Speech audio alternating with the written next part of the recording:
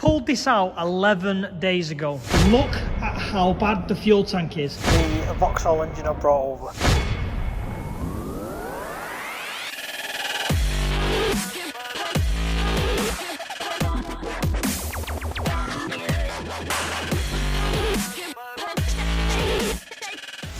Bright and early, start of another video.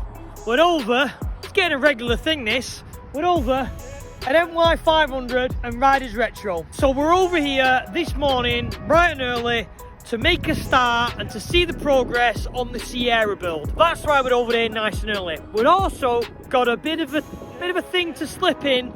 I'm not going to go into detail with it, but as I've probably been saying on my social media, I've had the chance to purchase the rarest Vauxhall engine ever produced. And I'm dropping it off here to go on display for people to look at. So let's get it out of the van, let's get it on its wheels, and let's get it in the cafeteria for everyone who wants to come and have a look at it, they can do. Let's crack on and see how the day pans out.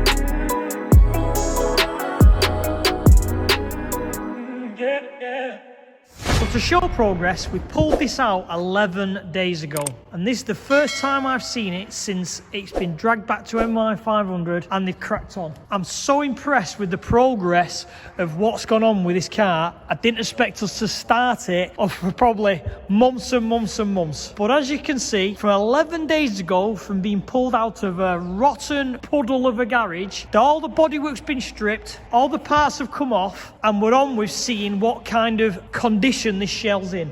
To be fair, you wouldn't believe it, but it's not too bad. Don't get me wrong, the quarters are bad. We need to replace the 2 quarters on both sides. This one is full of body filler. I'll add a clip into the now to show you the body filler. It's going to need 2 new wings and then some modifications, and I still think we're going to go for the Cosworth route. So let's dive inside and I'll show you more of the rust that we found. So diving into the worst areas, as you will see in the original video, A-posts, we knew they were all bad. So all here is going to need recreating, and all along the front. To be fair, the windscreen area, not too bad. We can patch that in, that isn't too bad. Scuttle panel there, scuttle panel, yeah, the A-post. Obviously, I think this wing, because of this area, yeah, you could patch it, but I'm pretty certain we can get wings. Both the doors, surprisingly in good condition. All the bottom of the doors are fine.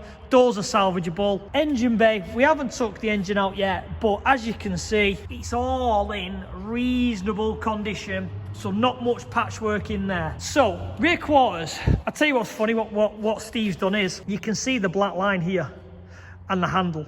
So if you stand back, if you move that post to here, you could see it's technically a 4-door shell with just the post moved across, and that's what makes the 3-window 4i. So rear quarters, this looks horrendous because obviously patch where it's been quarters been put on here, that needs fully replacing. Luckily, a friend of mine has been in touch who says he's got 2 brand new quarters in storage that we can have. That's that restored. Boot lid, couple of pieces here, there and everywhere.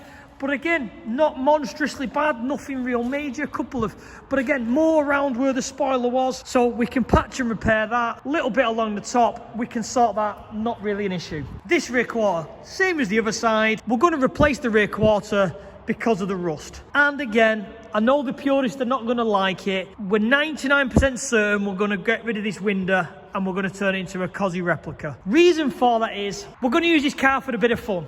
But obviously, as an investment point of view for the future, we've still got to think that this car, we're throwing I don't know, 30, 40 grand at it to get it back to being restored. We still want some return and some value in the future, whether we sell it or whether we keep it. So the restored value of an XR4i touring car, around £100,000. Restored value of a replica 3-door Cosworth touring car, around £180,000 for the exact amount of work in both. So diving into it, let's have a closer look. So we're inside. And to be fair, I expected this to be horrendous because when we took it out of the garage, the carpets were soaking wet, the interior was wet. You saw how damp it was in there. But to be fair, other than some inner parts of the sillage on there, this one's probably the worst part, which is there. The floor isn't too bad. These patches and a bit of cleaning, but again, it's all surface and it's all salvageable. I'm quietly surprised that it is in the condition it is in because of how long it's been sat and where it's been sat. But it shows that old metal back in the day lasts a lot longer than it does these days, because I've seen cars which are like the Focuses on like a 53 where they're absolutely rotten as a pair. Like I say, floor plates are all, you know, it's all surface, but there's nothing real major that's gone through. Obviously the plug holes where everything's gone, it's not round them all, but again, we're being picky.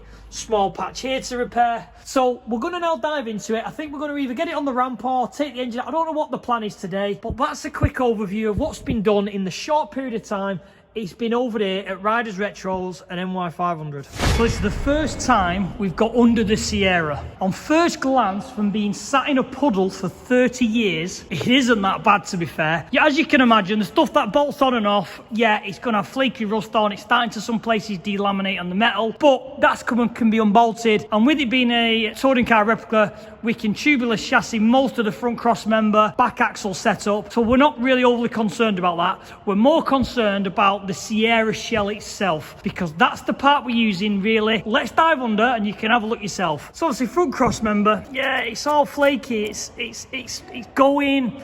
But again, I'm sure if you shot blasted and powder coated it, it'd come up like new. But we've got the original points to work off if we're going to make like a tubular spec one. We don't know. As for the chassis itself, a couple of pickup points, but again, it's not gone through. You know, it's not that bad. Obviously, you've seen inside where this sill's gone. Yeah, we've got to put an inner and outer sill on some of the floor there. But as for the floor, it's not actually gone through anywhere. It's all reasonably all right. And you will have seen how bad that garage was that we pulled it out. And to see it's not had many repairs on the floor, for a car of this age, we're doing all right, to be fair. Back axle parts, yeah, flaky, but again, still solid. Nothing real major to worry about. Oxidization on the axle, but again, still moves, still works. It will be stripped down and inspected. Whether we use that, we don't know. Wheel bearing's going to fail MOT, at least are the problems. But as I say, the more we go around, it's looking like, I know everyone on the comments was saying, put it back in, crush it, it's scrap. To be fair, it looked worse than what it is. So definitely salvageable. There's a little patch here, which we're going to have to sort out along this edge. But again, it's nothing major. Once we've got all the mechanical running gear off and we can physically dive into the floor itself, I don't think there's a lot of work in this shell at all to get it to, you know, a decent spec back to solid metal. So let's get the spanners out. I think we're going to attack getting all this running gear off. Let's see where we get up for the end of play today. So obviously we're proceeding to strip the car. Look at how bad the fuel tank is. Now all I can think of is what's caused this to go so bad is fuel vapor inside the tank. He's still trying to breathe out the, you know, look at it, it's just fallen to bits.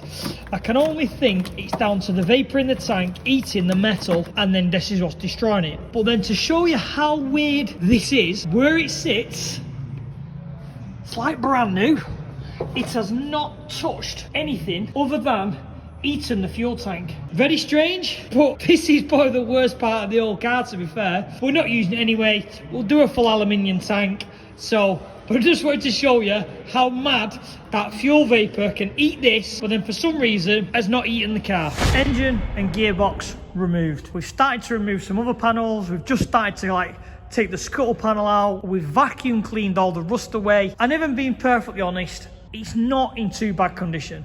Someone who's going to look at this on these videos and think that's horrendous. But the list of panels is literally the full windscreen surround, not major, that's probably the biggest job. Couple of wings, couple of quarters, inner and outer sills, and technically this thing should be back to the way it should be, because all this is just surface rust that we can just blast off, clean up and get prepped. So everything's out, and like you say, doesn't look overly bad. Again, if you look, yeah, horrendous, but again, we're going to replace all this section all around the windscreen. We're going to replace, but again, all along still looks all right. There's a slight hole here, but again, if you look at underneath, definitely a salvageable car. So going down the side, we've removed the glass now, and again, we're still convinced we're going to do a 3-door Cosworth Replica, so that's going to have to go. The quarter's going to have to go anyway because it's had such a bad repair with the filler you will have seen previously. So the quarter's got to be replaced. Again, same amount of work to put an XR4i one is as it is a 3-door Cosworth one. So it kind of makes sense to do that. So again, it's not overly bad, not overly bad. We're quite pleased with where we're up to. Definitely a lot of progress for 11 days. And again, we've not worked 11 days solid on this. I've just done today. The guys at Riders Retros have done a little bit more, but it's certainly coming on. So this is the Vauxhall engine I brought over. When I said it was obviously one of 3, this is the cutout C20 XE. Don't really want to go into much detail on it as this because I think it warrants its own video. As you can see, fully cut out. So you can see all the workings of the C20 XE. If anyone's over at NY500 and Riders Retro and wants to have a look at it, it's here on display at the moment. Like I say, later date, I will go into full more detail because it is electrical, it does all spin. I'll go into a lot more detail, but just wanted to bring it to the channel to let you have a look. Oh, and I've been obviously through a bit of research. The 3 that are out there with their ownership, one's at Bewley Multa Museum, one's at Ellesmere Port, and then there's this one that I've just purchased. So that's me signing this one off. You've seen me drop the engine off. Come along and have a look, because I know the Vauxhall fans will all want to see that. If the shutter's open and the Riders Retro workshop's open, pop your head in and see how we're getting on with the updates on the Sierra, because that's going to be coming as well, thick and fast. I'll start updating this car probably once a month because we're going to start ploughing on with it. We do want to get it finished and we do want it to get out there and start racing with it. For not only to boost my channel, but it's also a good thing for the NY500 and the Riders Retro lads. So, thanks for watching. We'll see you on the next one.